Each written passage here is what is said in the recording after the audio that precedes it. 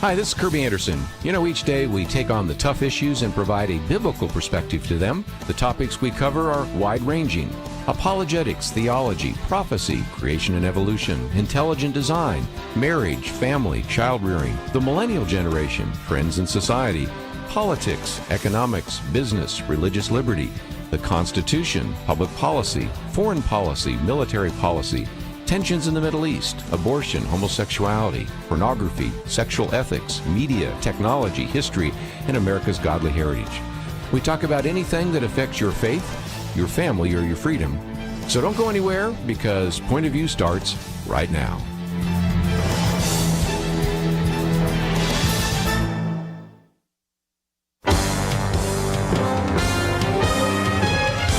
Across America, live. This is Point of View.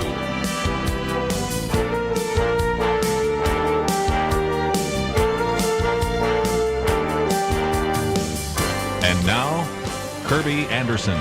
Thank you for joining me. It is our weekend edition, and around the round table we have Penna Dexter as well as Dr. Merrill Matthews, resident scholar with the Institute for Policy Innovation. We have, of course, a couple of articles by Dr. Merrill Matthews. We have Penna Dexter's commentary. I might just mention as a program note that at the end of the program we have somebody here from Ukraine to give us some perspective on that as well. We'll be talking, of course, about the State of the Union address that took place earlier in the week, what is happening, of course, in Russia, and also get into some other issues, because as people are being interviewed right now, we just went through the midterm elections here in Texas. The rest of you still waiting to have your midterm elections. Inflation is number one. Immigration is number two. You'll see we have some articles on that. And Penna Dexter, as always, thank you for being here today. Always too much to talk about, needing the shoehorn to fit it all in, and things are nothing if not exciting right now.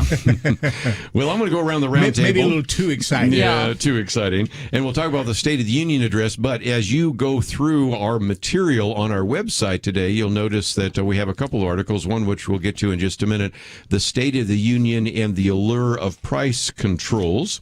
But Dr. Merrill Matthews, start us off here, because let's face it, State of the Union has lost, I think, some of its luster over the years.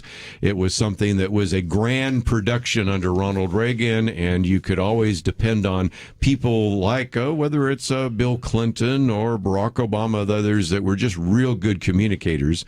But I'm not sure anybody felt that the State of the Union that address that took place the other night matches some of the ones in the past. Your thoughts? Well, it has lost some of its luster, but I would say it hasn't lost any of its bluster. Good line. Good line.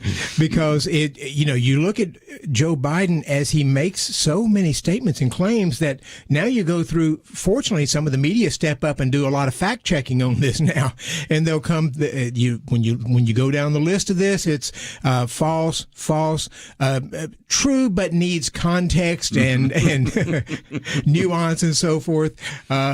Basically true, nearly true. It was very interesting, because I went through several of the Yes. fact checking groups to see what they were, and they were right down the line with what I was on most of these things. By the way, I did post one the other day in case you want to see. It came from the Heritage Foundation Daily Signal. I think it took 17 pages to print it out in terms of that. And Penn, I was just thinking, almost everybody said coming and talking about Ukraine, great. But then the rest of the speech, you would think that Build Back Better was doing well, and that there was not any kind of difficulty. And as some people have said, this is the kind of speech you give when everything is doing well, not the kind of speech where you had one of the worst years in a presidential year, and yet it was just kind of like, let's double down and do it again. Some people thought that, perhaps a smart politician might have used the State of the Union address to do some sort of a reset in order to affect the elections, in order to appeal to Democrat moderates around the country, because the poll numbers are so bad.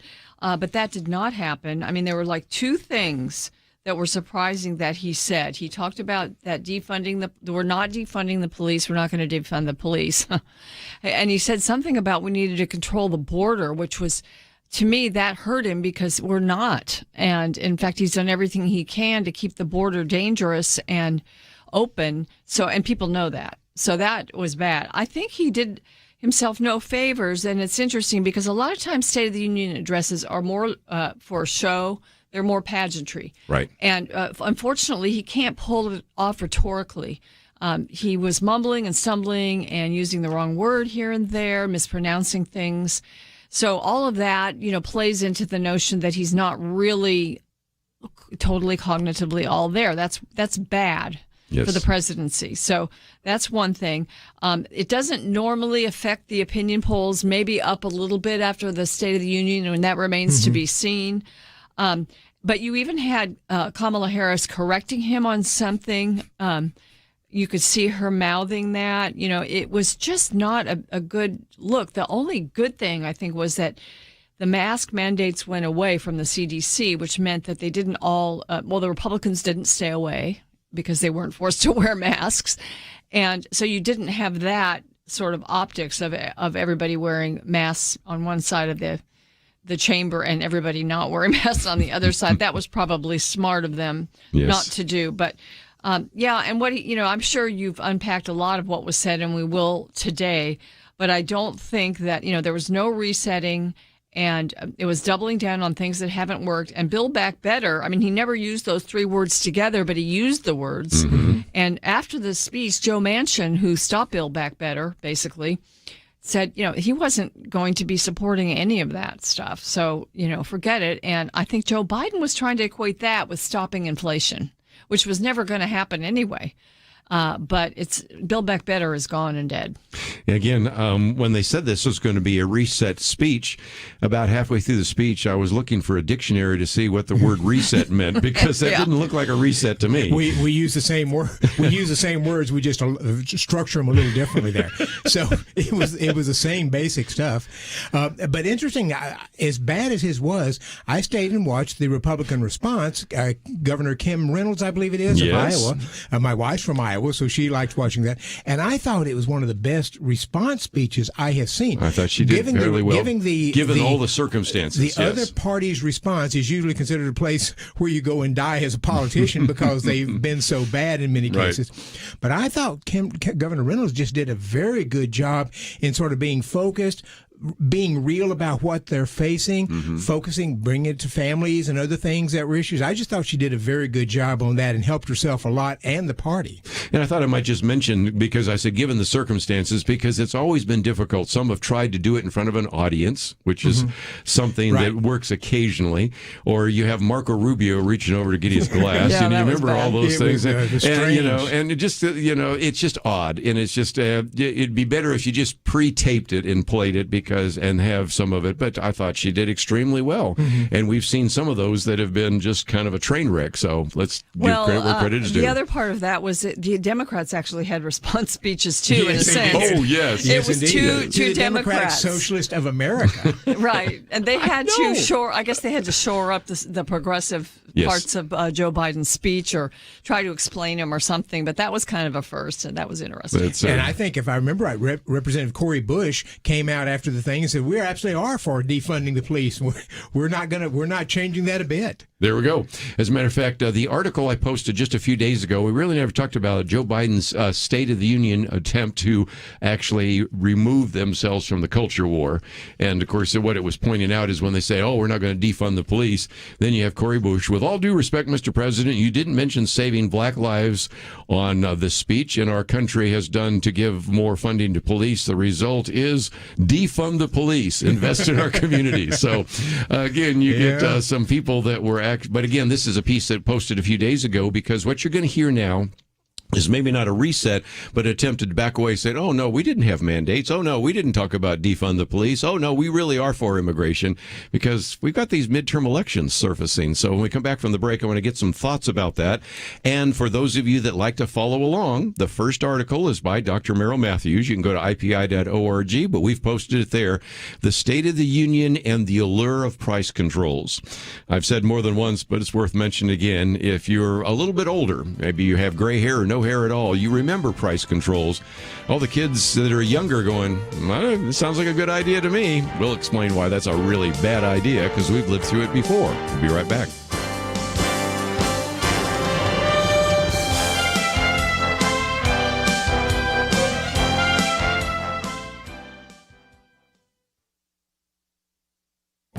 This is Viewpoints with Kerby Anderson. Not so long ago, authoritarian leaders who wanted to extend their power and reduce the freedom of its citizens had to resort to force. State police were directed to round up political opponents and put them in jail or make them disappear. Brown shirts or party members were sent into protest to break them up. But our new digital world has shown political leaders there's a different way to force their will on the citizens. We've seen this playing out in Canada. It doesn't matter what you think of government and the truckers. You must admit that what has transpired over the last few weeks is unprecedented and perhaps shows other leaders how to control a country. Prime Minister Justin Trudeau has used the Emergency Act to freeze financial accounts. That includes personal bank accounts and cryptocurrency transactions. The Minister of Finance declared that banks could do this without a court order and would be protected against civil liability. And it's also worth mentioning that 2 years ago, Black Lives Matter occupied Parliament Hill in the capital, but Trudeau did not invoke these same emergency powers to stop those protests. Our digital world now has made it very easy to freeze bank accounts and cut off financial transactions. These are powers that previous dictators could only have dreamed of having at their disposal. No need to send in the police or the military. Just the polite, mild-mannered Canadian bankers freezing their accounts. With a little help from corporations in the tech world, you can shut down crowdfunding sites like GoFundMe and GiveSendGo. And then you can publish the names of donors so that they get doxxed or even fired. So in this digital world, authoritarian leaders no longer send in the troops. They merely need to push some buttons and cut off the money. I'm Kerby Anderson, and that's my point of view. Go deeper on topics like you just heard by visiting pointofview.net. That's pointofview.net.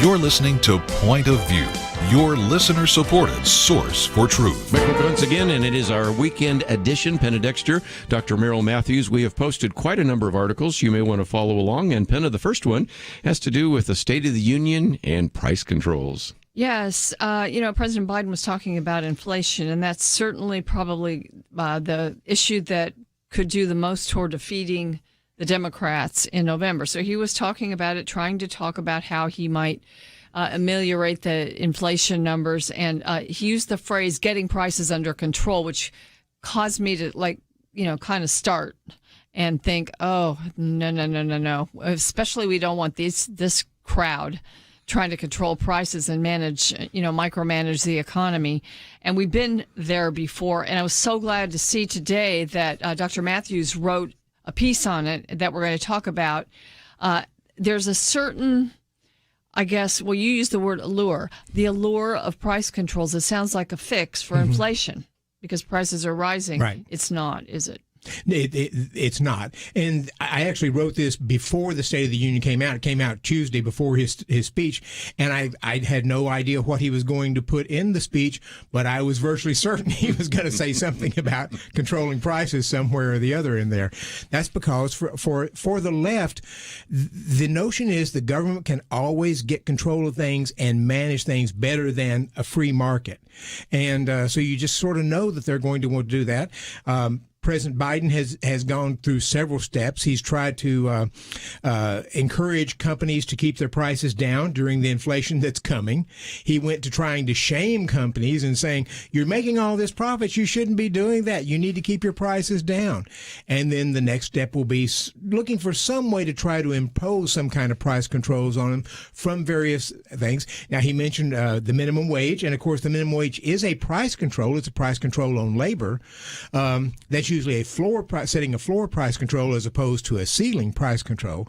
But I suspect we'll be seeing other efforts, and I suspect we'd be seeing a lot more if he had just a couple of more Democratic senators in the Senate. But he doesn't have those right now, and no Republicans, I don't think, will be voting for the various types of price controls. But we've seen them in the past. We saw him with Richard Nixon. We saw him with others as they came in and said, inflation's here. We're going to try to impose price controls. And when you do that, you either set up a shortage of things because companies can't produce it if they're not able to make enough money, and or else you get rationing and other things going on. So price controls just have not worked in the past.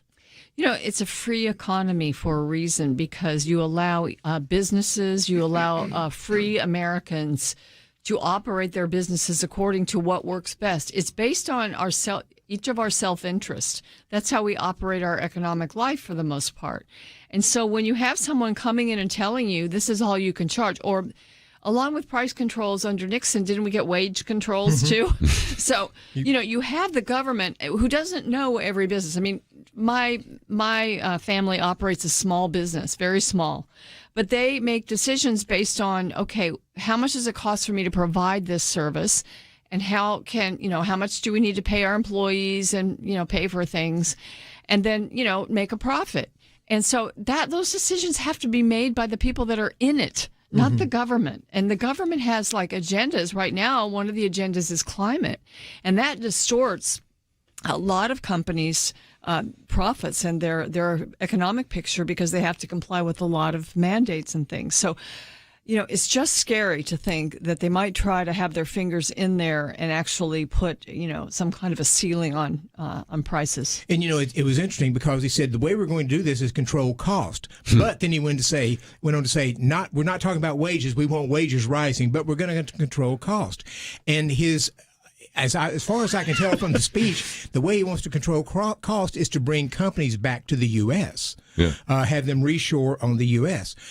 One of the reasons, there are several reasons why companies offshored for the last couple of decades. One of them was the high corporate tax rate we had.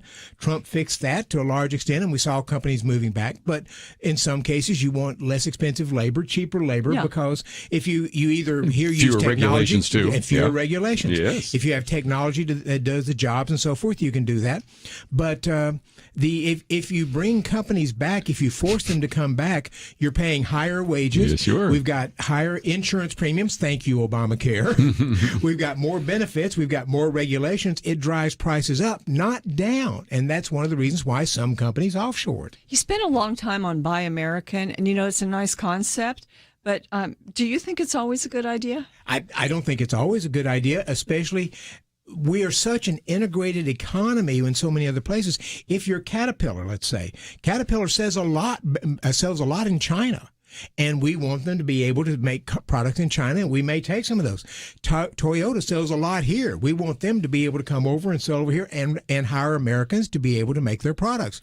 So you got this sort of global integration from a lot of companies, and that means in some cases they make products over there. So Toyota will make some products over there, but they may make the Lexus over there and bring them here, but they may make the Camry here and sell it here. It's you let the company sort of work that out. One of the things is he was talking about Buy America to help build the military. And I was just thinking, okay, where are you going to buy your steel? Because it's going to come a lot cheaper from South Korea and other places. There is a steel mill to the east of us where we're broadcasting right now, but I don't know that they could produce enough steel to actually outfit an entire aircraft carrier. I mean, let's just be honest with some of those issues. And back to the price controls, Dr. Merrill Matthews, haven't we seen this before? Because lots of times people say, why is it that the government that, and in particular, your employer owns your health care. And that goes back to wage and price controls during World War II. Right.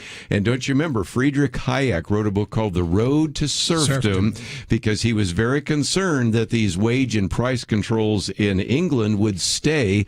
We would flirt with this and we would have a completely controlled economy. So it's not like this is new information. If you knew anything about economic history, you'd know how awful price controls and wage controls have been in the past. Right, because we imposed wage controls during World War II, and employers were looking to hire people, especially women and so forth, because so many men were overseas. They started adding in health insurance as a benefit. After the war, it came out that they could say, okay, the Department of Commerce said you're allowed to make that as part of they're allowed to provide it without imposing taxes. So it was a tax-free benefit for people. Did it cannot count as part of your wages too? Right. It's not part of your wages. And so that meant that people wanted much more health insurance through their employer because they didn't have to pay taxes on that. And so after the war, they sort of put that in statute. So that's why we became a largely employer-provided health insurance system. And again, lots of times people say, why do we have that? It goes all the way back to wage and price controls in World War II, which another phrase that we like to use, Penna, around here is unintended consequences, right? I mean, again, so anyway, if you are interested, this article on the allure of price controls and some of the State of the Union pretty significantly. Let me just mention real quickly that one of the other articles, we could probably dispense with it pretty quickly, is by Charles Cook, Not All Russians. And he talks about during World War I, apparently he'd heard the stories that sometimes what they would actually do is they would boo various animals and things of that nature that were tied into one country or another, booing dachshunds in particular.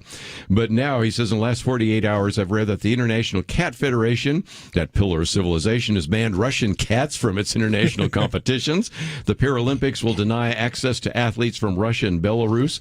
The state of New Hampshire is removing bottles of Russian vodka from their state liquor stores. The sports company is removing the Russian national team, the Russian club soccer teams, and even the video games now don't have Russian and Belarusian hockey teams.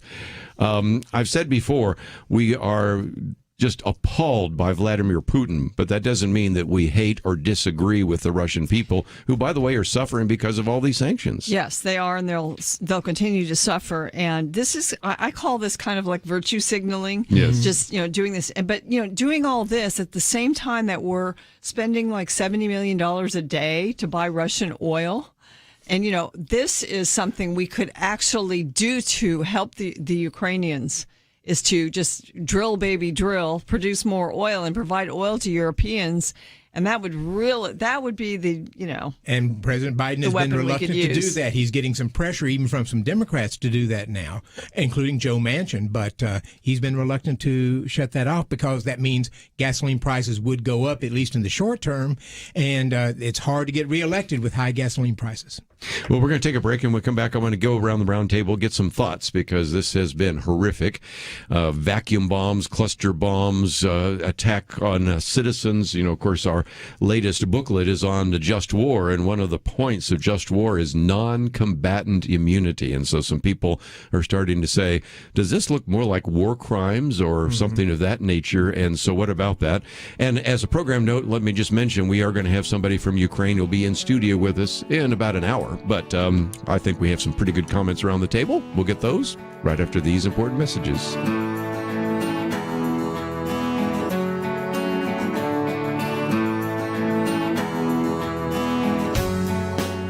We live in a digital generation. Point of View is reaching this often overly plugged-in generation with truth. You can keep up with us 24 hours a day using your phone, your tablet, your laptop, or your desktop. Search for the Point of View Radio Talk Show on Facebook, where you can keep up with today's issues, learn about current and upcoming guests by liking us on Facebook. Also, follow us on Twitter. Our handle is @PointOfViewRTS. That stands for Point of View Radio Talk Show. Learn, interact, make a difference with Point of View using new media. And here's one way you can make a big difference. Help us increase our reach. by spreading the word among your friends. Share a Facebook post. Tag us in a tweet. With enough joining us to plant seeds, we'll see a tremendous harvest. Come on, it only takes a minute. Search for Point of View Radio Talk Show on Facebook, at Point of View RTS on Twitter, and subscribe to the Point of View Radio Talk Show channel on YouTube. Learn, interact, share. The Point of View Radio Talk Show. Point of View will continue after this.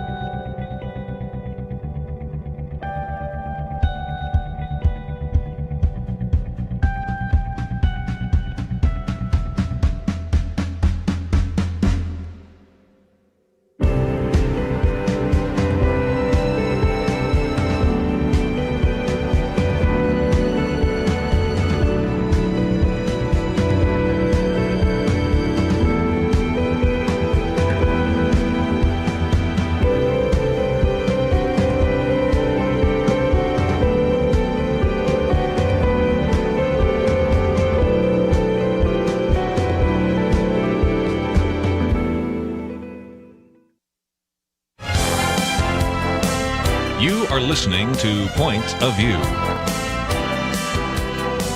The opinions expressed on Point of View do not necessarily reflect the views of the management or staff of this station.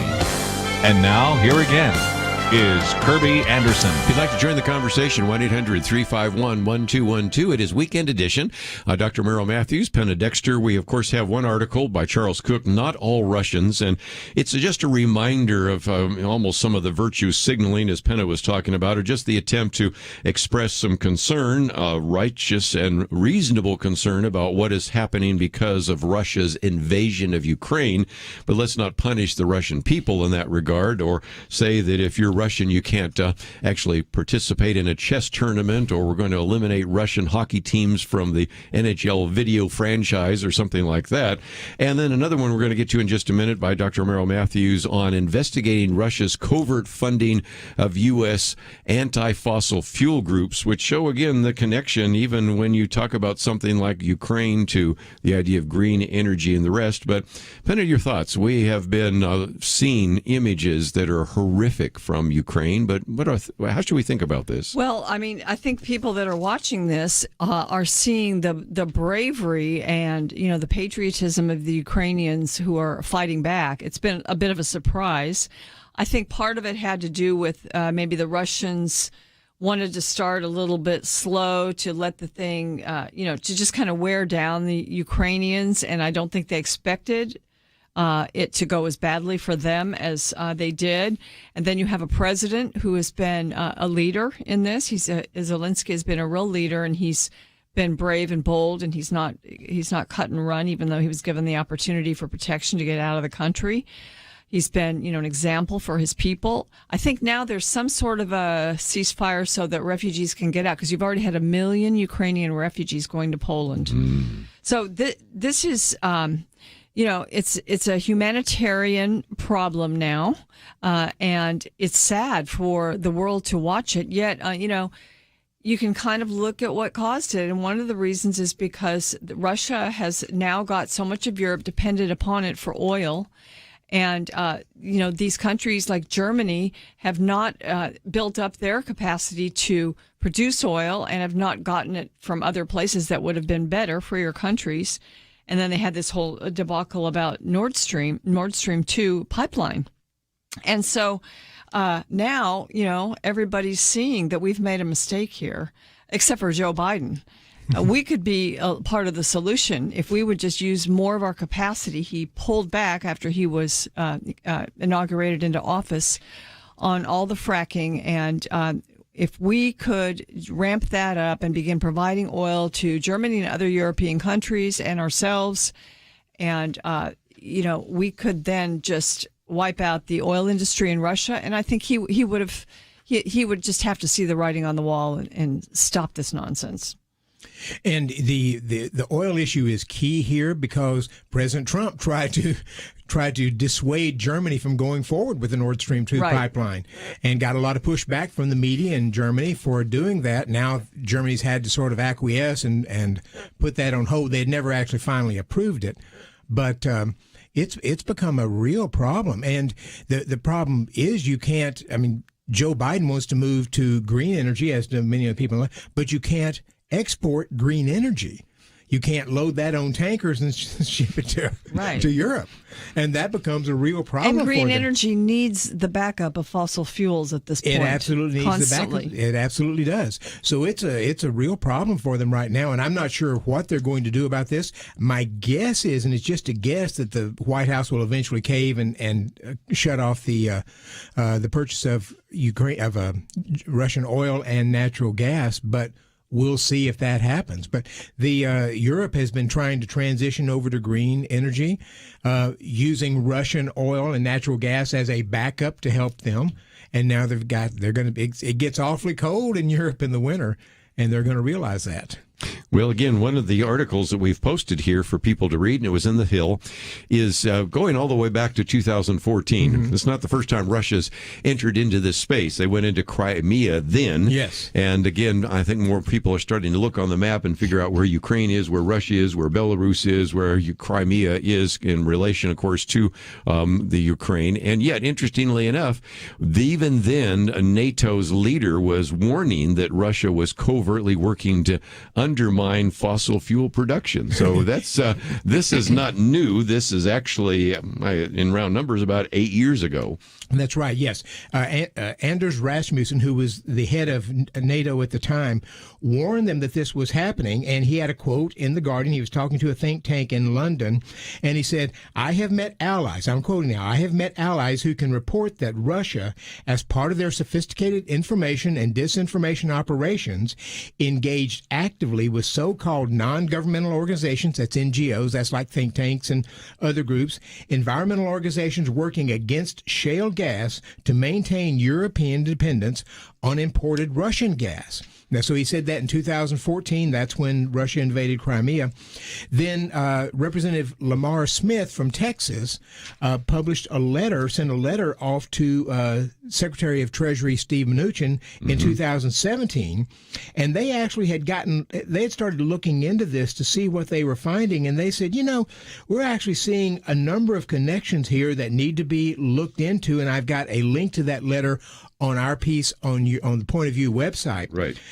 Because that letter is still available, and he highlights some of the things that they're seeing, and what they were seeing is Russian money being funneled through Bermuda, I believe it was. Wow! Organizations there that then funneled it over to foundations that then handed money out to NGOs, green environmental organizations, and so forth. And I had some pushback from groups saying, there's no real evidence of that. And I said, I said in the piece, you can be an NGO and not know where the ultimate source of the funds are coming from. It can be laundered through various organizations and finally go to an organization. It could, we talked about George Soros. George Soros could be funding this, or money could be coming to an organization that George Soros was involved in, or it might be bypassing him completely and getting to the NGOs. And I had somebody push back saying, why in the world would they want to do that? Because they don't want America producing oil and natural gas.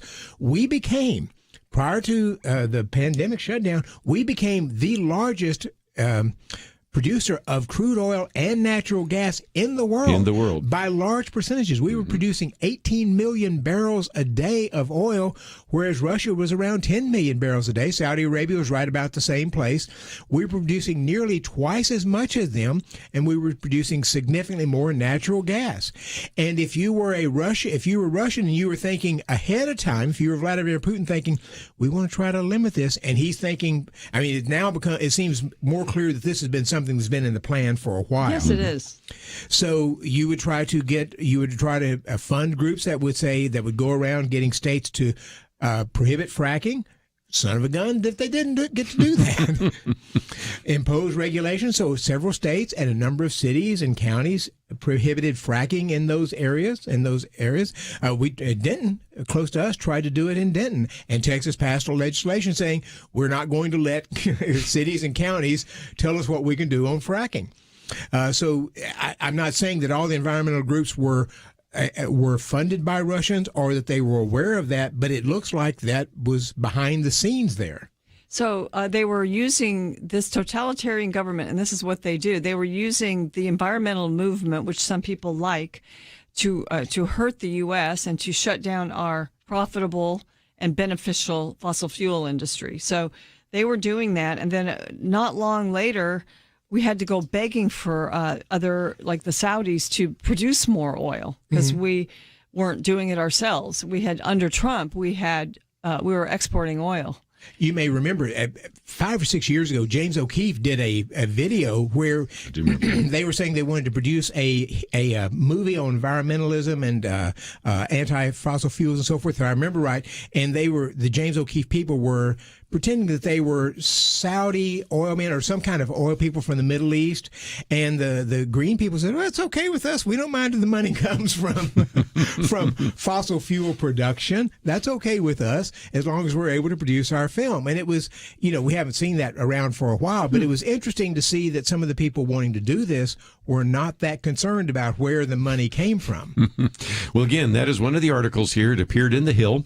Dr. Merrill Matthews not only has a very good piece piece here, but the links can take you to the articles in The Guardian and even the Smith-Weber letter, so you can read it for yourself, but it illustrates, again, some of the behind the scenes. And Penna, one of the phrases we've used since Marlon Maddox used to use it around here is follow the money. When you follow the money, you find out some things. The Russians are influencing our policies, and yet what about the whole Russian collusion that didn't really even happen? So if you're looking for Russian collusion, we got that one. Yeah, this is the Russian collusion you should be looking at, not the Trump collusion. Certainly is. We're going to take a break, but one of the things we always do is at this break, we have Penna Dexter's commentary, and it is based on Abigail Schreier. She's been on the program with us before. Irreversible Damage, the Transgender Craze Seducing Our Daughters. And it's all about courage, and that is a theme that runs through this program so often, the need for us to have courage, and I think she gives us a great illustration of that. So we'll hear from Penna and then hear her comments right after this.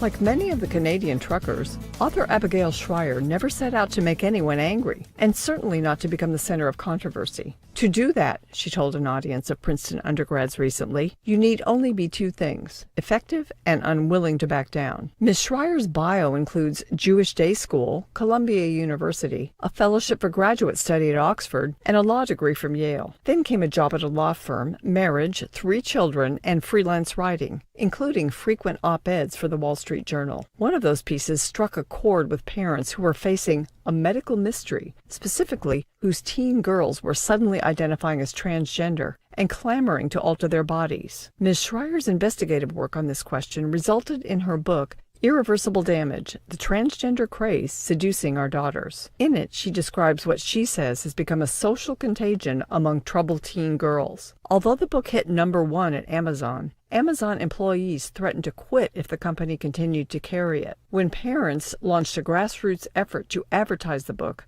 GoFundMe shut down their fundraiser. Spotify employees protested her podcast episode with Joe Rogan, and an ACLU staff attorney called Irreversible Damage a dangerous polemic and demanded it be censored. Abigail Schreier figured her audience at Princeton might be wondering what it's like to be the target of so much hate. How would it be to have prestigious institutions disavow you as an alum for deviating from the approved script, for countering the force-fed falsehoods we're all expected to take seriously? She said, it's freeing. She didn't expect her writing would earn her accolades at the fancy institutions she had attended. The point of all that privilege, she said, was to be able to write and think as others lacked the will to do. It takes courage, but better to tell the truth, says Abigail, than to be the left's star pupil.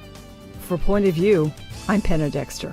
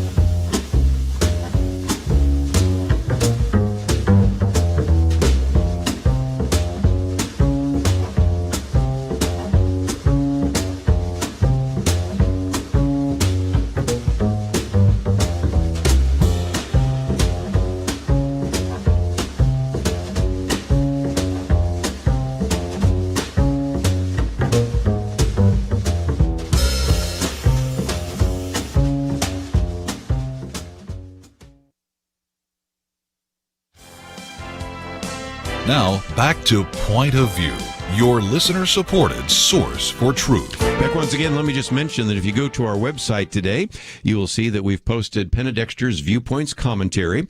I might just, as I oftentimes mention, if you would like to receive my commentary, it will appear in your inbox Monday through Friday. Penna's will appear on Saturday, and there's a place for you to sign up. But we're talking about, if anything else, how controversial transgenderism has been. Now, when I used to speak on college campuses, when they would introduce me as a person that believed in intelligent designer creation, that was enough.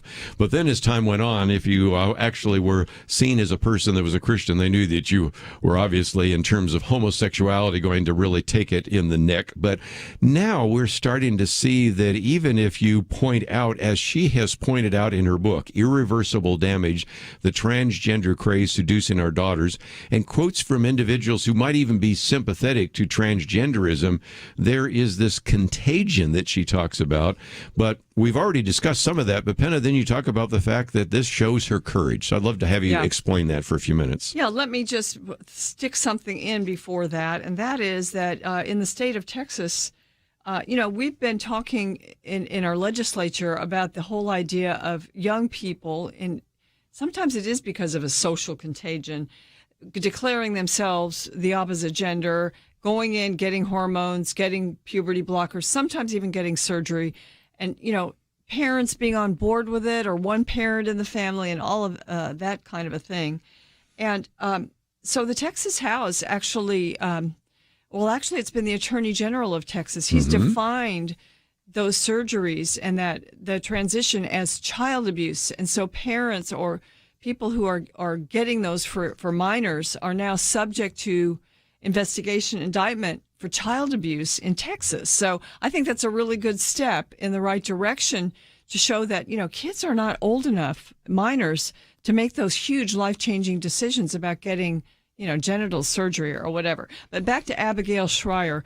She was not a conservative right-wing, person like us. She was a writer she would write for the Wall Street Journal. She went to Columbia, then she went to Oxford, and then she got a law degree at Yale. Her two parents were judges. She worked at a law firm and then got married, and she's Jewish. And I think there's some kind of family sensibilities in her that brought her to really begin to care about this phenomenon she was seeing of girls presenting themselves as boys and doing it in groups. And she started investigating that, or she wrote about it in the Wall Street Journal. Mothers would come to her and say, yes, we are experiencing this. This is heartbreaking. We don't know what to do. So she did the research. She wrote her book, Irreversible Damage, the Transgender Craze Seducing Our Daughters.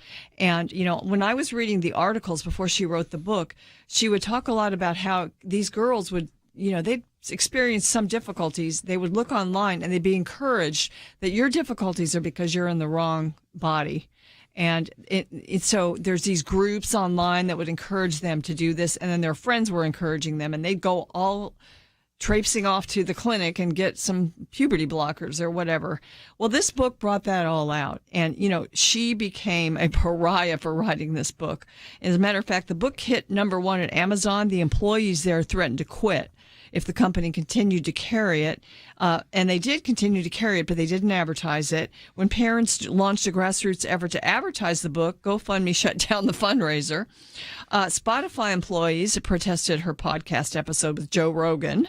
And then she had an ACLU staff attorney call that book a dangerous polemic, demanding it be censored. So, all kinds of things. She didn't expect to be loved at Princeton or, any of the schools that are Yale or anywhere she'd gone to, but she spoke to these kids at Princeton about the whole story and about the courage it takes. And, you kind of reach down and you find that courage to stand for what you know is right. And she just talked about what it would be like if you didn't do that. She said, standing for your principles is freeing.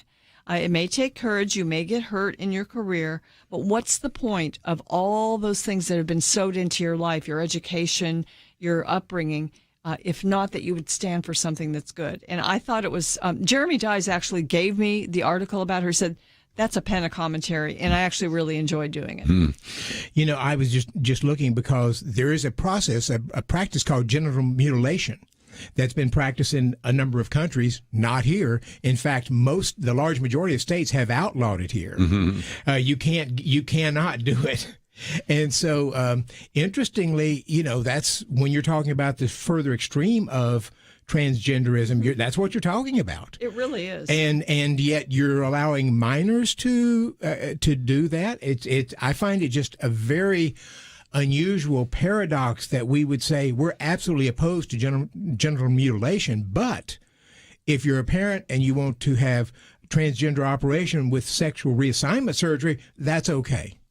One of the things I want to put on the table, and Penna, you deserve high credit for this, is you've done some interviews with a father who had a son that wanted to be a boy, but the mother said, no, we want to turn the boy into a girl. Of course, we've followed that for some time, but then the father just the other day spoke at the University of North Texas, and it was reminiscent of what happened to Charles Murray and others, where people are fearful for what's happening, being spit on, hiding in a closet. Talk about that if you mind. Yes, so Jeff Younger is the dad of these two twin boys. Starting at about age 3, their mom, who's a pediatrician, said one was a girl and one was a boy, or one was, supposed to be Luna instead of his real name, which was James. And then they had another little boy that were twins. And there was a battle for years between the dad, Jeff Younger, who says, no, he's a boy, and we're going to keep him, as a male.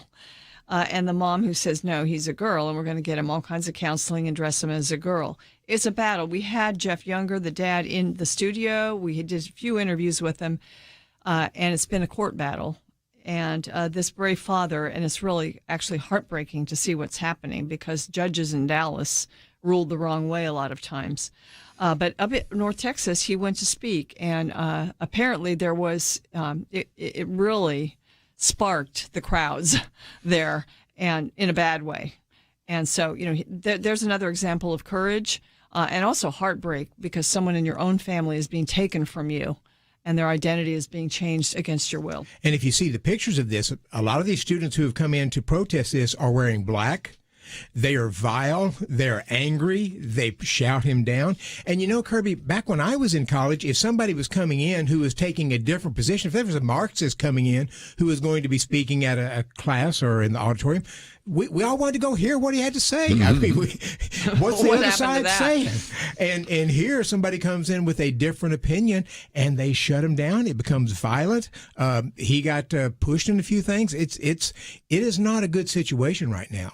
And again, just ask Ben Shapiro or Charles Murray or a variety of others. But let's move out of that category because, as I've said before, one of my favorite lines, you can never be woke enough. Look what's happening to Joe Rogan, Bill Maher. Who thought I'd be quoting positively Bill Maher, J.K. Rowling, Jonathan Turley, Jordan Peterson. I mean, the list is getting longer and longer every day of individuals who would be your classic liberal, but they're being assaulted by the left. Yeah, a thinking liberal. I love listening to them now.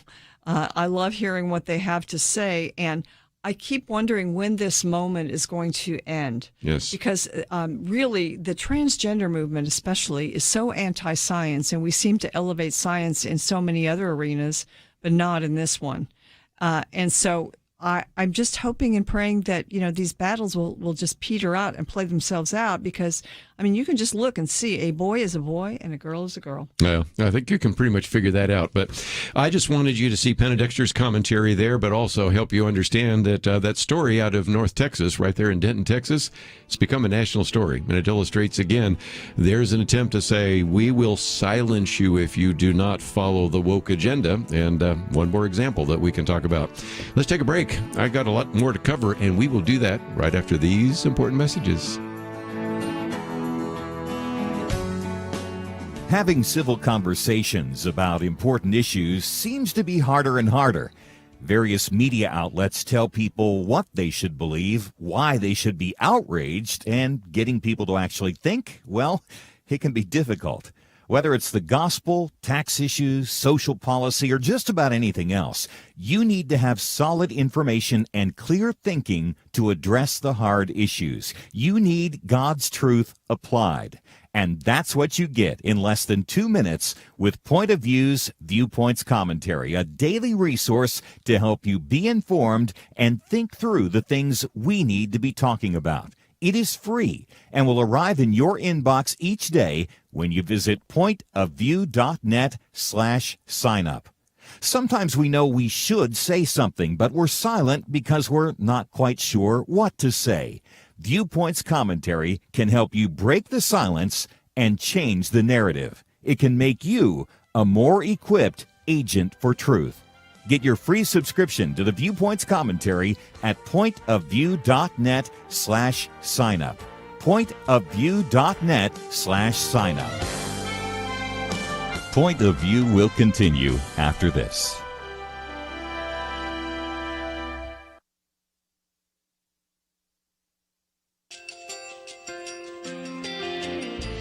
I just want to thank you so much for all the wonderful programming you have. You're just absolutely fantastic. I recently started listening to Point of View, and I really found it interesting because of the different subjects you cover. Thank you for that. I really appreciate everything that you do in keeping us informed. Thank you, Kerby, for everything that you have been doing. I appreciate all the work that you're doing, advocating for the Word of God. Thank you so much. Point of View, I think, is absolutely necessary because it's a Christian perspective, a biblical worldview perspective, and receive very current, up-to-date information about what is really going on, week to week in our culture, which is changing so rapidly, and yet it's morally sliding backwards. Yeah, I'm just, first of all, I thank you guys. Y'all's program is wonderful, and enjoy it every day. I learn so much every time I listen to it. Point of View Radio Talk Show.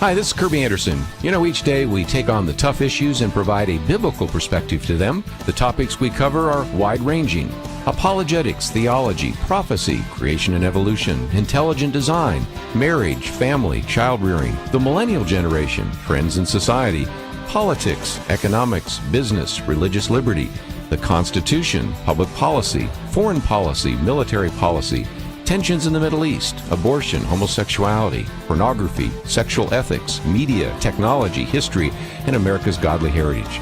We talk about anything that affects your faith, your family, or your freedom. So don't go anywhere, because Point of View continues right now.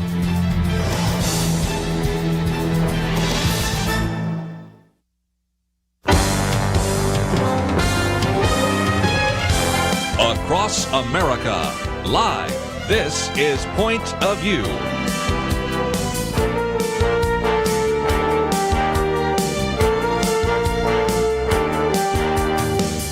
And now, Kerby Anderson. Second hour today, let me just mention that we're going to look at some of these domestic issues, but in case you think we have ignored Ukraine, although we certainly have talked about that, by the end of this hour, we're going to have in studio with us Vladimir Pikman, and he is an individual who's joined to a Jewish family, now a Messianic Jew, as we understand, became a Christian at the age of 22, and he has come recommended as a person that can speak to this issue. By the way, I might just mention that he is an individual that graduated from Dallas Theological Seminary, holds a THM in that regard, and had just finished his PhD dissertation. So we thought you might like to hear from somebody who has Ukrainian origins, and also we will get into some of that as well. By the way, I just continue to hear from people there in Ukraine that have staff, whether it's Cru or Slavic Gospel Mission or a variety of others. The expansion of the gospel, a number of people who have accepted the Lord, is just phenomenal. So again, we will get to that. But I thought for just a few minutes, if you go and look at the latest surveys, we have, of course, Penna, Dexter, and Dr. Merrill Matthews in studio. Number one on the list is inflation, so I have an article here by Victor Davis Hanson. Number two on the list is immigration. We have a piece by Byron York. And if nothing else, this issue of inflation is not going to be removed anytime soon. I am really skeptical that it's actually at 7.5%. The Consumer Price Index is 7.5%, but if you get our latest booklet on inflation, I explain why I think the CPI is low, because we don't use the same kind of basket of goods that we used, say, back in the 1980s or even the 1970s. But nevertheless, this issue of inflation, Dr. Merrill Matthews, is a problem, to be fair. Since you could say this issue of inflation precedes Joe Biden. But, you know, he was actually elected to the Senate before Jimmy Carter was elected to the presidency. Jimmy Carter inherited inflation, but it didn't turn out so well for him. No. He's actually inherited inflation. It may not turn out so well in these midterm elections. And I think he's exacerbated, even though he will deny that. So that's part of our problem that we're facing. And, of course, it's with the last reading, I think, was 7.5%. The expectation is when the numbers come out for February, it'll be 8%, maybe even a little higher.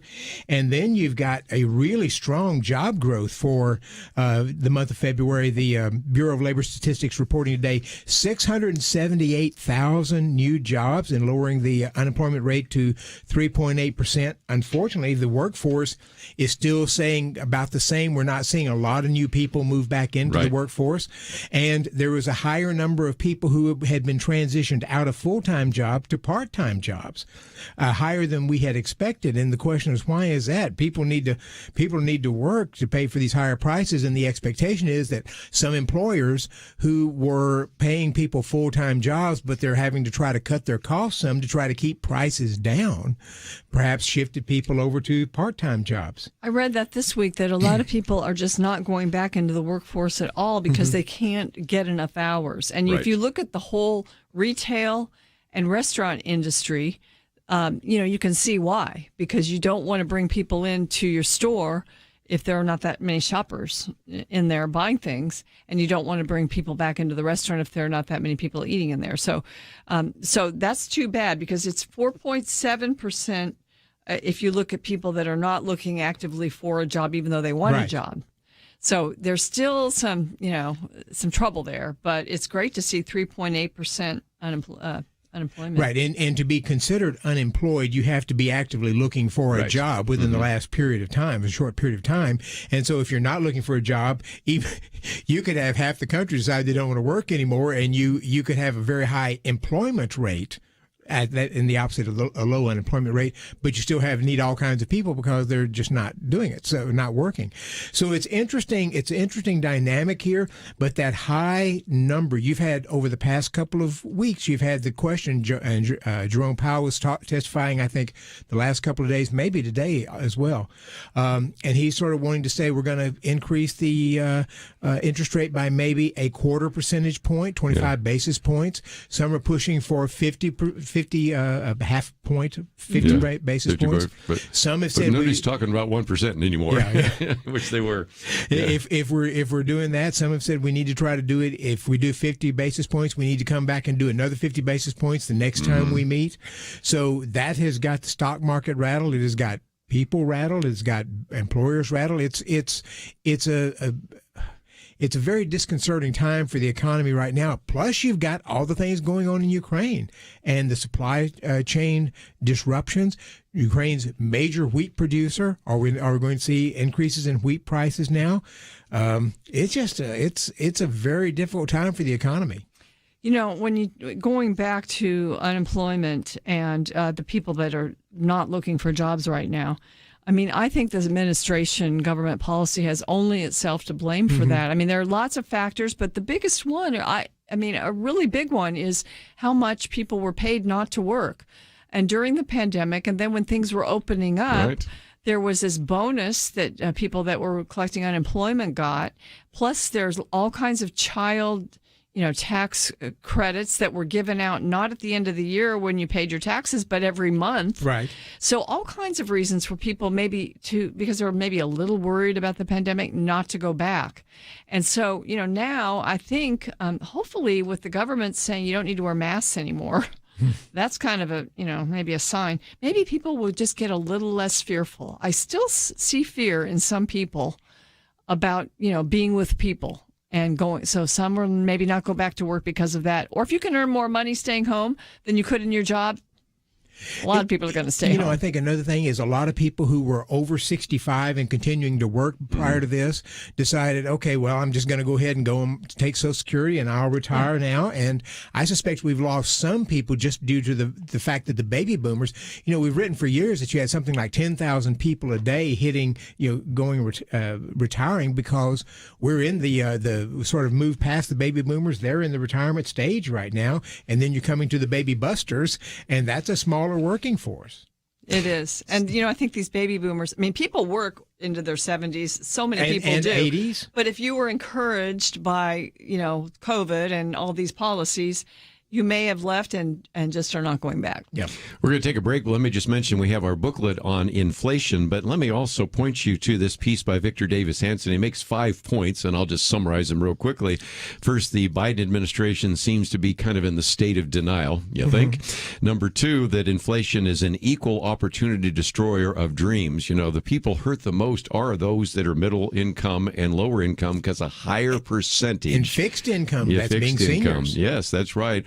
Are affected by this because a higher percentage of their income, whatever it might be, is affected by energy and a variety of other issues, food and shelter and the rest.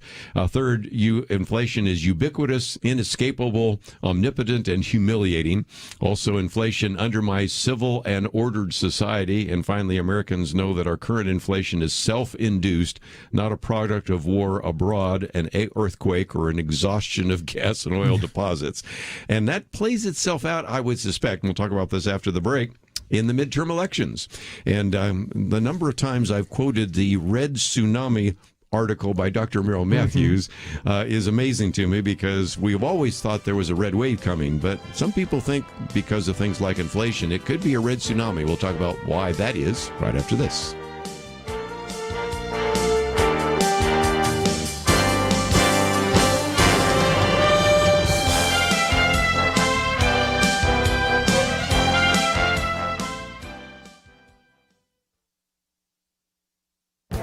This is Viewpoints with Kerby Anderson. Not so long ago, authoritarian leaders who wanted to extend their power and reduce the freedom of its citizens had to resort to force. State police were directed to round up political opponents and put them in jail or make them disappear. Brown shirts or party members were sent into protest to break them up. But our new digital world has shown political leaders there's a different way to force their will on the citizens. We've seen this playing out in Canada. It doesn't matter what you think of government and the truckers. You must admit that what has transpired over the last few weeks is unprecedented and perhaps shows other leaders how to control a country. Prime Minister Justin Trudeau has used the Emergency Act to freeze financial accounts. That includes personal bank accounts and cryptocurrency transactions. The Minister of Finance declared that banks could do this without a court order and would be protected against civil liability. And it's also worth mentioning that 2 years ago, Black Lives Matter occupied Parliament Hill in the capital, but Trudeau did not invoke these same emergency powers to stop those protests. Our digital world now has made it very easy to freeze bank accounts and cut off financial transactions. These are powers that previous dictators could only have dreamed of having at their disposal. No need to send in the police or the military. Just the polite, mild-mannered Canadian bankers freezing their accounts. With a little help from corporations in the tech world, you can shut down crowdfunding sites like GoFundMe and GiveSendGo. And then you can publish the names of donors so that they get doxxed or even fired. So in this digital world, authoritarian leaders no longer send in the troops. They merely need to push some buttons and cut off the money. I'm Kerby Anderson, and that's my point of view. Go deeper on topics like you just heard by visiting pointofview.net. That's pointofview.net.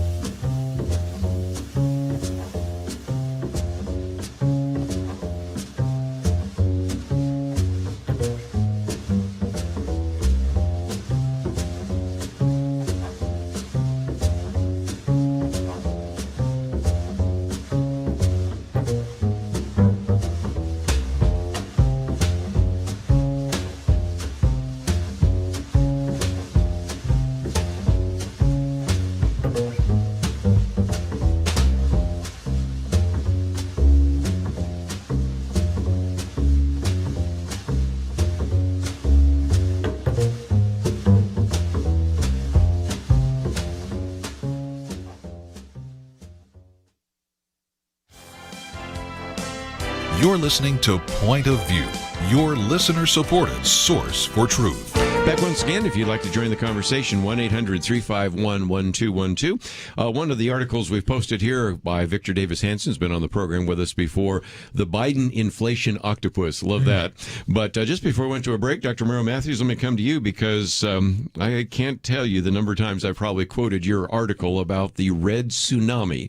We always recognize that on an off-year election, usually the party out of power gains seats, and was like 56 seats of the Republicans in 1994, like 64 seats in 2010. But now you think that this red wave could be a red tsunami. Why? Right. And as you point out, typically in the midterms, the president's party loses some House seats and sometimes some Senate seats. But when you look back over the time, the two times you had the red waves there, 1994 and then 2010, you had Bill Clinton was president the first time, Barack Obama, and both of them tried to increase taxes. Both of them tried to change health care fundamentally. Bill Clinton was not successful in changing health care, but he got close. Barack Obama was successful. So they had that sort of major changes in the system, raising taxes, both of them. But I would argue that Bill Clinton and Barack Obama were both sort of at the top of their game in terms of political abilities and skills at the time. Yeah. They may not. Bill Clinton, famously sort of did a reset and said the era of big government is over. Yeah. Barack Obama did not do that, but they were very, very good politicians. Joe Biden is never been accused of being a good politician, at least not in the last few years. And he's worse now. He's just in terrible shape in terms of being able to drive the country and so forth. So my sense is, it's going to play very badly for him just because he's not that comeback kid that Bill Clinton was, that could take something like this and make and do well under it. It's just not. Some people have said that, first of all, there was a disappointment that he didn't reset in the State of the Union address and that he hasn't fired anyone. He's got some people like, for instance, Alejandro Mayorkas. Right. At the border, that's one of the things people care about, and the border is just porous, and people are coming in and they're being flown to Massachusetts and cities all over the country. So it's really an invasion from the south, and that's not going to be taken care of under Mayorkas. So why isn't he being fired? I mean, there's other people. He's not getting good advice on how to help his party in the November elections. So it's just interesting because it's not only him. He's getting older, and sometimes you can't help it that you're getting older and not quite as competent, but the people that are advising him.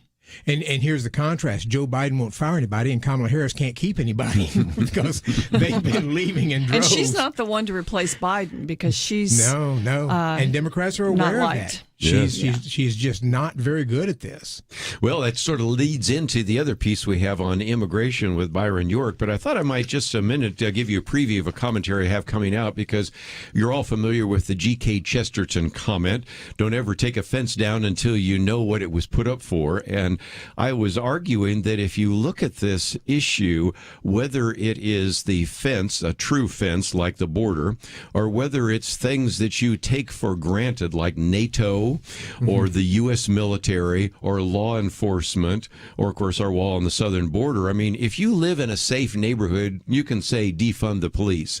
If you have not seen a war break out in Europe in 70 years, except for Bosnia, you can say, why do we even have NATO? And if you say, well, we're really not using the military very much, you can be Bernie Sanders and say, maybe we should just decrease the funding of the military. But all of a sudden, in the last couple of weeks, we've seen that maybe defunding the police is not a good idea. Maybe NATO does have a function. Maybe this wall that we have down there in the southern border is a good idea. And it reminds me of a famous line from A Few Good Men. Now, everybody knows the line, you can't handle the truth. But the line after it is the one I'm thinking about. That's where Colonel Nathan Jessup says, son, we live in a world with walls, and those walls have to be guarded by men with guns.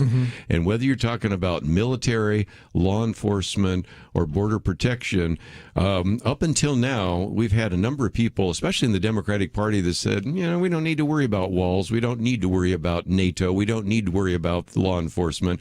We're paying a price for it, aren't we? Yeah, I think when you look at what's happening internationally, it's good to take a lesson from those things and to see that human nature is such that we always do need to protect ourselves.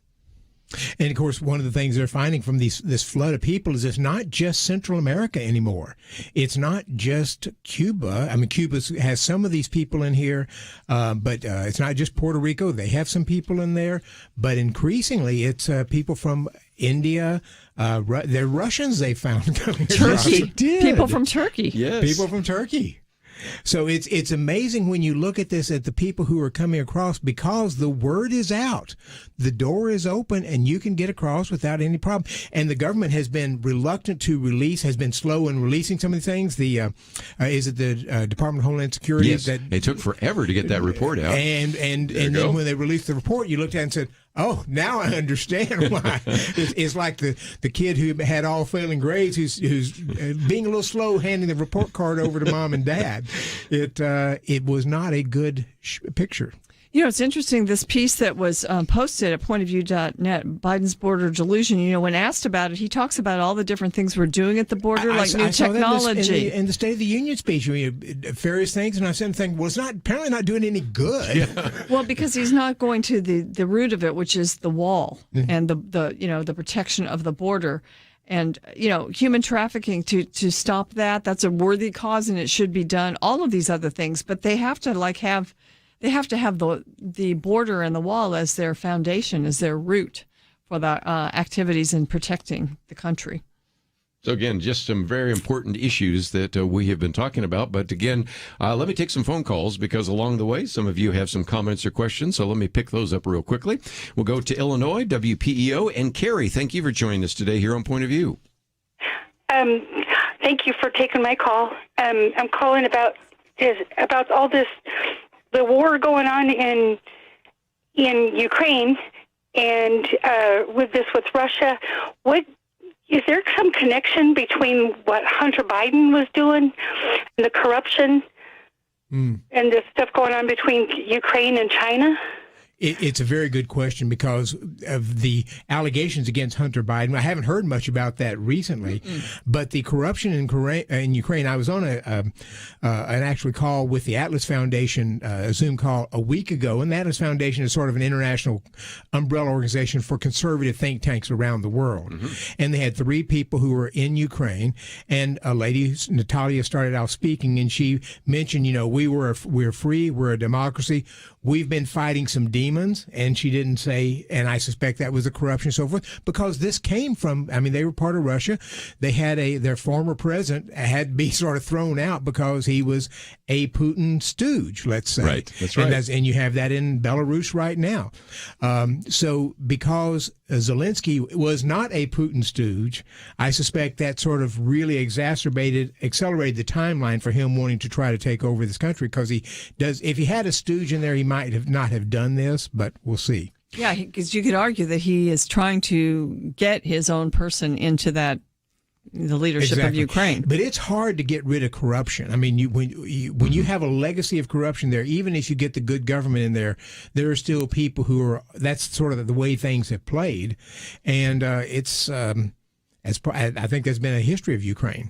Well, and again, we've had some people say, well, that's justification for why Russia comes in there. No, it's not a justification for killing people. And so they can get cities. More corruption in there. But again, even the solution the other day, I think Lindsey Graham was suggesting, I got a solution. We'll get rid of Vladimir Putin, What guarantee do you have? Isn't there a good Brutus around? Do you have any guarantee that the next person, maybe it's Dmitry Medvedev or something like that, I don't know. But the bottom line, or some people say it might even be Vladimir Putin's daughter, but you have no guarantee that removing somebody from Ukraine or Russia or other places where there's corruption, that all of a sudden the corruption will end. That's the sad reality, isn't it? That's exactly right. And Graham walked that statement back a little bit, but you do sort of wonder at some point, do the generals or others begin to retire him, and however that's done, because Russia's become a pariah. It's going to devastate the economy because so many countries have stepped up and said, we're taking steps here. And that's the other thing. We will probably get a comment or two, obviously, from our guests who will join us in just a little bit, because when the ruble dropped to 1 penny for a ruble. Less than a penny for a while. And then jumps back up a little bit, and when you just close down the central banks and all of that, the Russian people are really suffering, and I'm sad because I want the oligarchs and especially Putin to suffer, and the people that are really suffering are the Russians, and that's something to think about as well in terms of just the fact that the sanctions have worked pretty well and will continue to work very well, but they harm the wrong kind of people, I think. Let's take a break. We have more to cover. We will do that right after these important messages.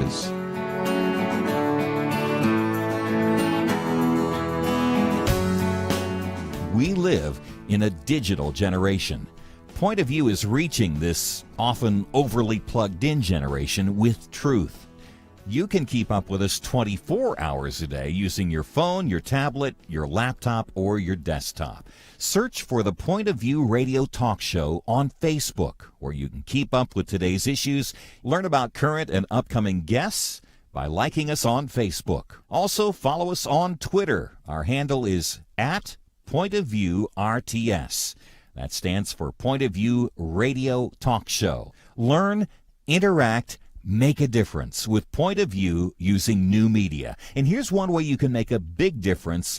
Help us increase our reach by spreading the word among your friends. Share a Facebook post. Tag us in a tweet. With enough joining us to plant seeds, we'll see a tremendous harvest. Come on, it only takes a minute. Search for Point of View Radio Talk Show on Facebook, @PointOfViewRTS on Twitter, and subscribe to the Point of View Radio Talk Show channel on YouTube. Learn, interact, share. the Point of View radio talk show. Point of View will continue after this.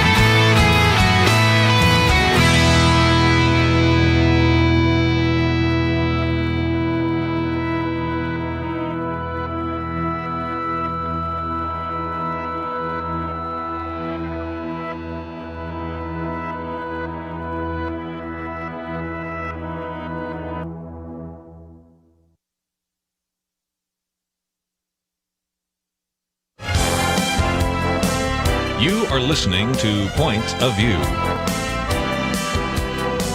The opinions expressed on Point of View do not necessarily reflect the views of the management or staff of this station. And now, here again is Kerby Anderson. Back for the final half hour today. It is our weekend edition. Penna Dexter, Dr. Merrill Matthews, but we now are introducing in the studio individual that we've all just met for the very first time, Dr. Vladimir Pikman, and he is an individual who was born to a Jewish family in Ukraine. We'll talk more about that in just a minute, and has lived in Ukraine and Israel, became a Christian at the age of 22, has his THM from Dallas Theological Seminary, has finished his PhD dissertation, and now is an adjunct professor professor and the director of this new program that I heard about the other day when I was at the Dallas Seminary luncheon, of the director of the Jewish Studies and Ministries at Dallas Theological Seminary. And so, again, Vladimir Pikman, thank you for joining us today here on Point of View.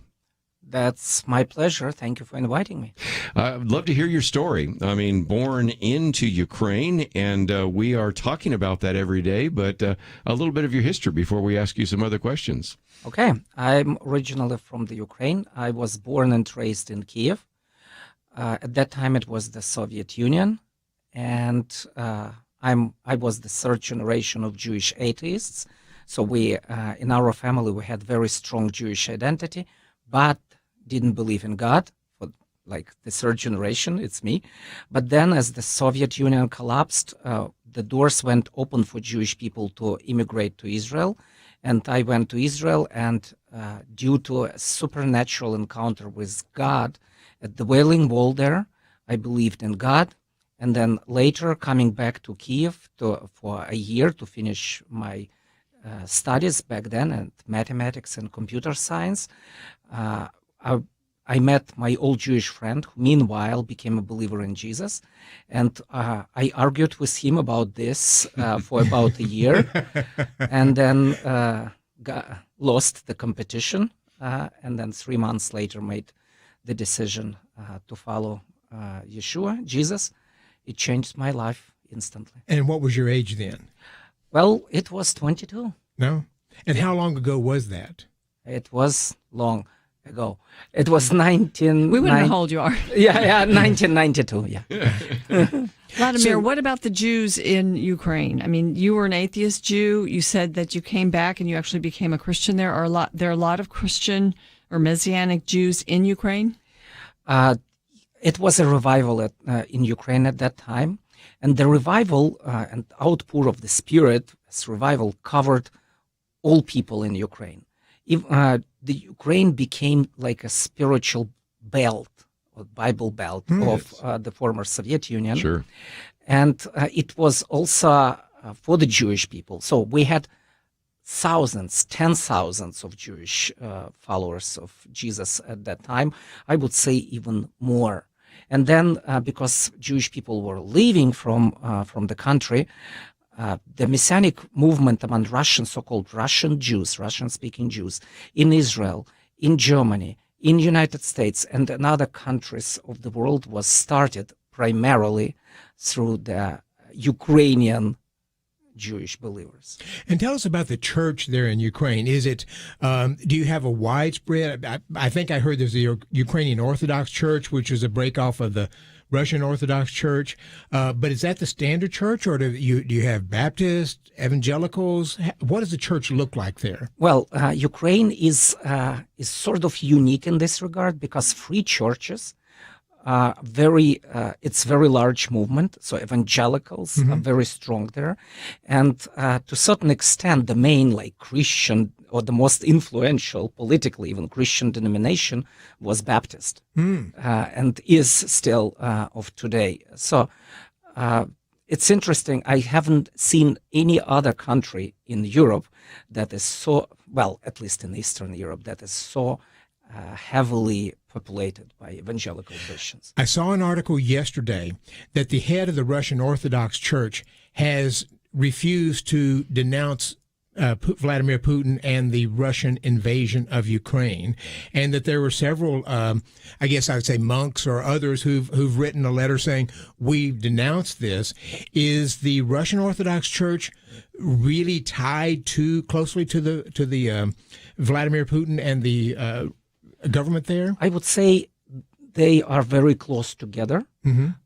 Vladimir Putin considers himself to be an Orthodox Christian. He's endorsed and supported by the Orthodox Church, and he's very supportive for the Russian Orthodox Church. During his reign, just in Russia, all other denominations were pushing back. But the Russian Orthodox Church was getting the prominence because it's like considered historically Russian, and it's Russian feeling. So it's Russian love for Russia.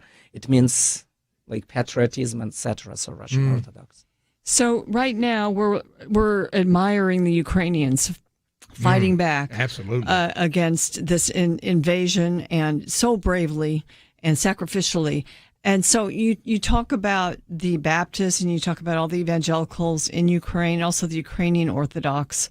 I mean, do you attribute their bravery, their courage, a lot of it to the sheer numbers of Christians there in Ukraine? It's hard to say because there are many Christians, evangelical Christians, be it Baptist or Pentecostals, charismatic Christians. They are very peaceful, generally. It's bravery, I would attribute it to the Ukrainian character and also to this strong sense of national identity now. I don't even mean ethnic identity, because there are also many, like ethnically, I would say, Russians who are very pro-Ukrainian in Ukraine. It's more like geopolitical identity. So we are Ukrainians because we live in this country, in these borders. It's our country. So it's more like geopolitical patriotism of those who belong to the country of Ukraine. And they feel under attack from the aggressor, from the outside. And that's and it's injustice. And then the Christians are those who are stepping up because it's injustice. It's not fair. It's just ungodly. Talking with Vladimir Pikman. And again, if you'd like to join the questioning, you certainly can do that as well. 1-800-351-1212. But let me, if I can, follow that up, because I tell people, look on a map. Ukraine is a huge country. I mean, the largest, of course, is Russia. And because of that, there's a lot of diversity, because in the eastern part, maybe more Russian, in the western part, more Western anyway. And so people will sometimes say, well, I saw when the Russian army came in, there were some people cheering. Yes, that's in one section. There are the places where they're firing on them, because it is a big country. And in some respects, it's very diverse in terms of ethnic background, isn't it? Absolutely. You're absolutely correct. It's very diverse. There are those who consider themselves ethnically Russian or ethnically Ukrainian. It's diverse, but what I experience, many of those are united now, because nothing unites better than the common enemy. Mm-hmm. And there is a common enemy now. And so, and again, that seems to me that there has been a time in which Vladimir Putin has said, well, this is part of Russia. And yet I think the Ukrainians, especially those that are becoming more favorable to the West, are saying, no, we're our own separate country. And so you have that kind of interesting division taking place right now. Maybe some of you remember one of the former prime minister or leaders of the Russian group. He was having a Russian father and a Ukrainian mother. So in some respects, that is a difference in terms of the way Vladimir Putin and some of the oligarchs in Russia see Ukraine, and the way most of the Ukrainians see themselves, right? Well, it's usually Ukrainians and Russians, they were considered to be like brother nations. Right. So they belong together. We are friends forever, yes, so to speak. This time has gone. I mean, today, I don't know what can be done for Ukrainians to forgive Russians what was done. I think it kind of reminds us, I go to Hungary almost every year with Word of Life, and they want me to speak a Word of Life there in Ukraine. I don't think I'll go there anytime soon, but you see the same kind of thing. Once Russia came into Czechoslovakia or Hungary, I mean, that kind of ended it, and I think we see this as well. But I want to take a break and come back and maybe talk about what we can do. Obviously, we should be praying for those in Ukraine, and we, as a matter of fact, have a prayer target coming out right now, but also some of the other issues that we need to be aware of, because this is going to be, I think, a long-term battle. I saw one military expert suggesting, Penna, that this war may go on for years, not just a few months, but years. And so what does that mean, and what kind of devastation in terms of the infrastructure and all the rest? And so if you'd like to join the conversation, 1-800-351-1212. If you want to sit back and take some notes, Vladimir Pikman with us, and we have information about him on the website. And if you'd like to write to him or communicate with him, or maybe if you're thinking maybe you'd like to actually go to the Jewish Studies program at Dallas Theological Seminary, thought we would mention that as well. Let's take a break. We've got a lot more to cover. We'll do that right after this.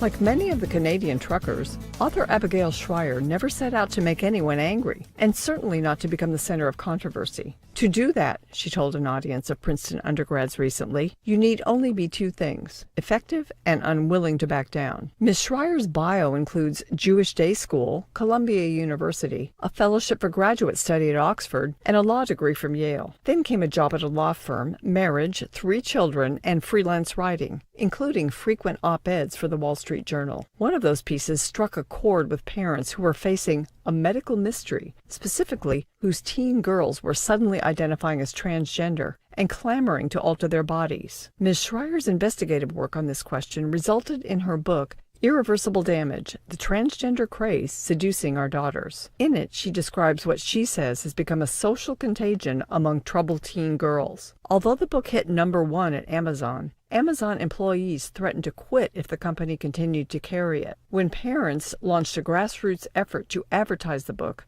GoFundMe shut down their fundraiser. Spotify employees protested her podcast episode with Joe Rogan, and an ACLU staff attorney called Irreversible Damage a dangerous polemic and demanded it be censored. Abigail Schreier figured her audience at Princeton might be wondering what it's like to be the target of so much hate. How would it be to have prestigious institutions disavow you as an alum for deviating from the approved script, for countering the force-fed falsehoods we're all expected to take seriously? She said, it's freeing. She didn't expect her writing would earn her accolades at the fancy institution she had attended. The point of all that privilege, she said, was to be able to write and think as others lacked the will to do. It takes courage, but better to tell the truth, says Abigail, than to be the left's star pupil.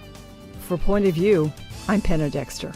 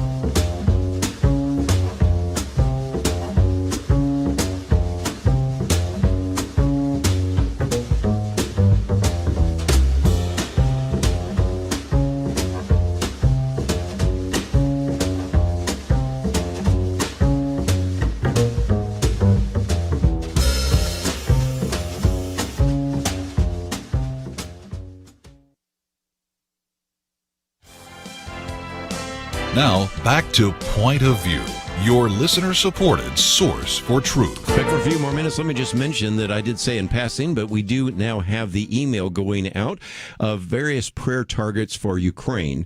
One of those is the threat of nuclear war, which we haven't even brought up yet, but Vladimir Putin certainly has put that threat on the table, cyber warfare, and then just the need for peacemakers. So if you are receiving the emails from us, we've sent out some additional prayer targets, and that is all available on our website and on the Facebook page, and also has been sent out by email. So, Penna, again, we are privileged to have in studio with us for a few more minutes Vladimir Pikman.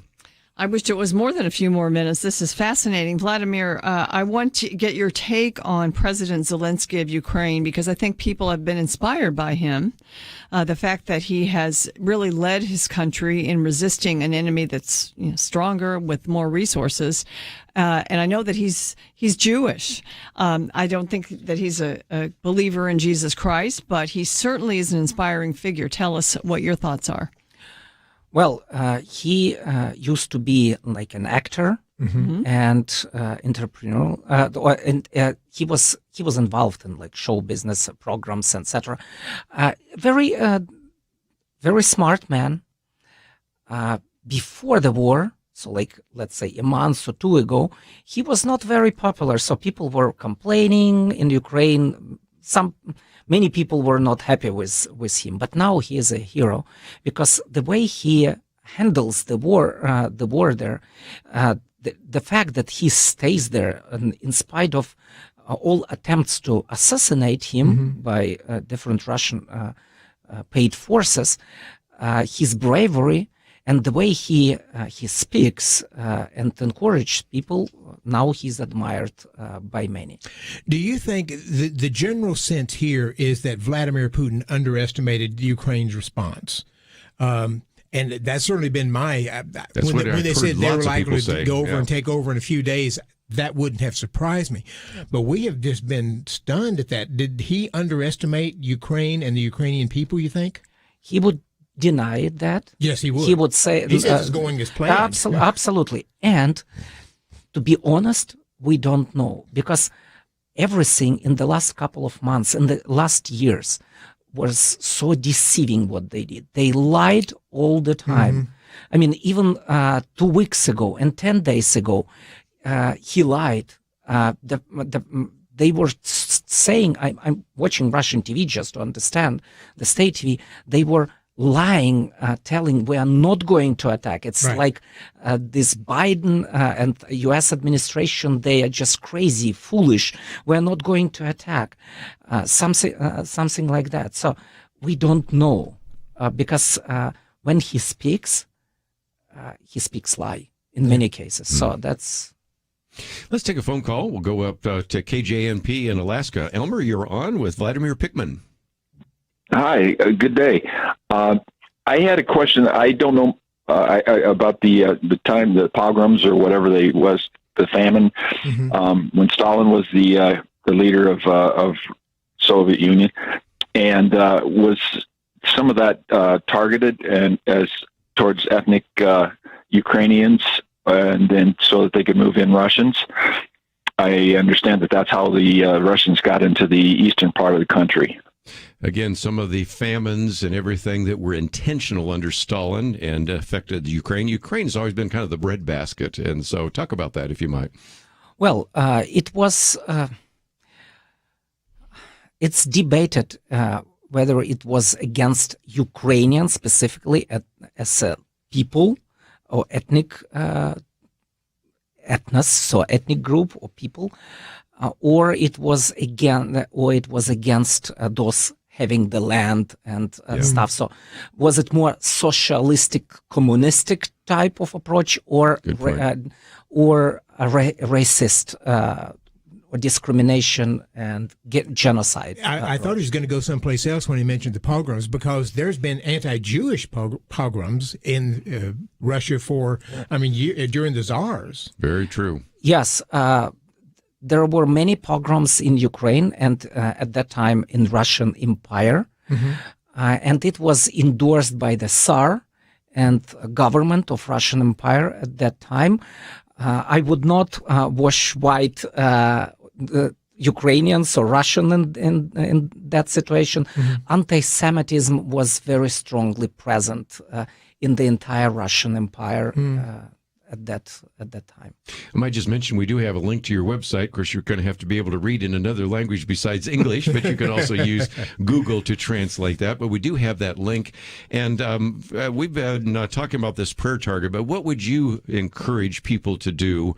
Because number one, we want to encourage people to pray about what's happened in Ukraine. Number two, we want people to give, and we've had some different suggestions on how it would be the best way to support the Ukrainian people and the massive number of refugees. But I'd love to get your advice, since you are probably closer to it than anybody sitting around this table. Well, thank you for your heart for Ukraine and for the people there. Please pray for a miracle. I usually ask in this situation to pray for a miracle because humanly speaking, it's impossible that Russia would lose this war, but for God, everything is possible. So Indeed. when I'm talking about miracle, I'm speaking of something like what was in the Bible. The armies were marching, and then they were blinded and came to completely different place. So, like you heard of this convoy of 40 miles convoy in Ukraine. Maybe this convoy will land in Moscow. Something like this. Well, biblical miracle, or a disease wipes them exactly. all out. No, wait. It's just like in the Bible, there was a king standing in front of Jerusalem, and the word of the Lord said he's not going to take Jerusalem. Yeah. So he got a word that there is a trouble in his land. He left, and he died. Indeed. So just like. Pray for a miracle, because God, like a biblical miracle, because God is very good at that. It's first. Second, there is a huge wave of refugees now. Yes. And it's not just a wave, it's a tsunami. In just 1 week, and it's more than 1 million. But now they're talking about 4 to 6 million. Yes, they are. At least it's going to be more. And we're already dealing with that in Europe. We are well prepared to deal with that. Europeans, Polish, Hungarian, Romanian, Germans and others, they show such a love, such acceptance for refugees. As I said in one broadcast in Germany, I'm proud to be a German citizen this day, because people show so much love. And so pray for these refugees, traumatized people. How you can support this? There are many good organizations that are helping with refugees. Those who are helping people in Ukraine, bringing food, medicine, etc. On the link that you have on the website, you have the link how you could donate toward the efforts that we are trying to do. Please keep in mind, we go to the Jew first, but also to everybody.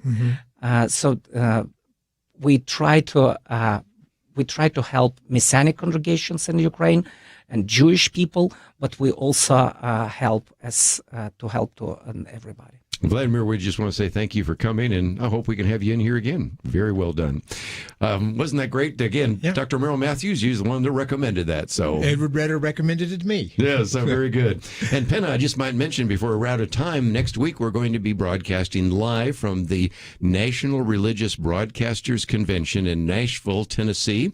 We're also going to be receiving the award for 50 years of broadcast, because Marlon Maddox started this program in 1972. We will have some great guests, and just celebrate with us next week our 50 years. We're not going to go back and talk about a lot of history. We're going to talk about what's going on right now. Well, we've got a lot to talk about what's going on. As always, want to thank Andrew, want to thank Gracie and Steve for their help behind the scenes. Have a great weekend. We'll see you back here on Monday, right here on Point of View.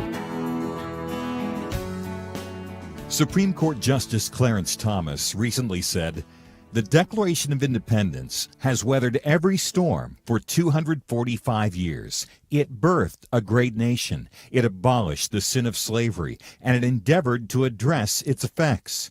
While we have failed the Declaration time and again, and the ideals of the Declaration time and again, I know of no time," said Thomas, "when the ideals have failed us."